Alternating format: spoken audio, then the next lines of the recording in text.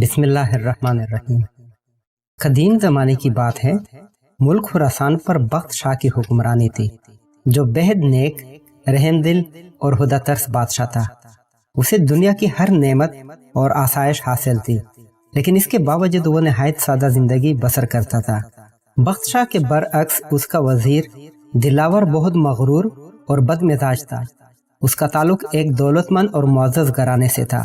اعلیٰ حسب نسب اور دولت کی ریل پیل نے دلاور خان کا دماغ خراب کر رکھا تھا۔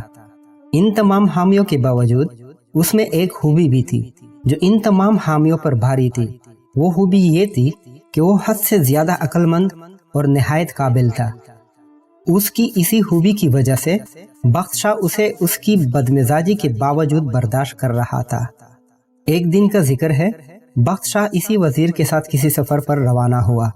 ان کے ہمراہ ایک غلام بھی تھا۔ وہ تینوں اپنے اپنے گھوڑوں پر سوار تھے۔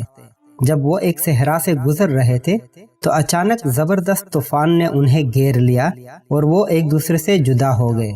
کچھ دیر بعد طوفان تھما تو انہوں نے ایک دوسرے کو تلاش کرنا شروع کیا۔ سب سے پہلے غلام نے اپنے سے کچھ فاصلے پر ایک جھونپڑی دیکھی۔ جب وہ وہاں پہنچا تو اسے وہاں ایک اندھا فقیر بیٹھا دکھائی دیا۔ غلام نے اس سے پوچھا، اے اندھے، کیا اس طرف سے کوئی سوار گزرا ہے؟ اندھے فقیر نے جواب دیا، بھائی، مجھے تو کسی کی آہٹ سنائی نہیں دی۔ غلام یہ سن کر آگے چل دیا۔ تھوڑی دیر بعد وزیر دلاور خان کا ادھر سے گزر ہوا۔ اس نے دیکھا کہ ایک اندھا شخص بیٹا حقہ پی رہا ہے۔ اس نے بھی پوچھا، او فقیر، کیا ادھر سے کوئی سوار گزرا ہے؟ فقیر نے کہا، ہاں، ایک غلام جو گھوڑے پر سوار تھا کچھ دیر پہلے یہاں سے ہو کر آگے گیا ہے۔ دلاور خان بھی اندھے فقیر کا جواب سن کر آگے بڑھ گیا۔ کچھ ہی دیر گزری تھی، اتفاق سے بخت شاہ بھی وزیر اور غلام کو ڈھونڈتا ہوا ادھر آ نکلا۔ اس نے جب فقیر کو دیکھا تو اپنے گھوڑے سے اتر کر فقیر کے پاس آیا اور بڑے ادب سے پوچھا، شاہ صاحب، کیا آپ کو معلوم ہے ادھر سے کوئی سوار گزرا ہو؟ اندھے فقیر نے کہا، جی ہاں جہاں پناہ، پہلے تو حضور کا غلام ادھر سے گزرا، اس کے بعد وزیر گیا ہے۔ بادشاہ بخت شاہ کو یہ سن کر بڑی حیرت ہوئی اور اس نے فقیر سے پوچھا، شاہ صاحب، آپ تو نابینا ہیں، بھلا آپ کو کیسے معلوم ہوا کہ میں بادشاہ ہوں؟ اندھے فقیر نے مسکرا کر جواب دیا، عالی جاں، آپ کے غلام نے مجھے اندھا کہا، آپ کے وزیر نے مجھے فقیر کہا اور حضور نے مجھے شاہ صاحب کہہ کر مخاطب کیا، لہٰذا گفتگو کے انداز سے ہی میں نے اندازہ لگا لیا کہ کون کیا ہے۔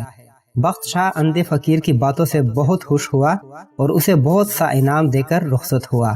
محل پہنچ کر بخت شاہ نے غلام کو فقیر سے بدتمیزی پر سزا دی اور وزیر دلاور خان کو بلا کر اندھے فقیر سے ہونے والی گفتگو سے آگاہ کیا اور سمجھایا کہ انسان کو اپنے سے کمتر یا چھوٹے سے بھی خوشدلی اور تہذیب سے بات کرنی چاہیے۔ وزیر اپنے رویے پر بہت شرمندہ ہوا۔ اس نے آئندہ کے لیے اپنی بدمزاجی اور غرور سے توبہ کر لی۔ تو دوستو، ہمیں بھی چاہیے کہ کسی بھی انسان کو خود سے کمتر نہ سمجھیں اور ہر ایک سے خوشدلی اور تہذیب سے بات کریں۔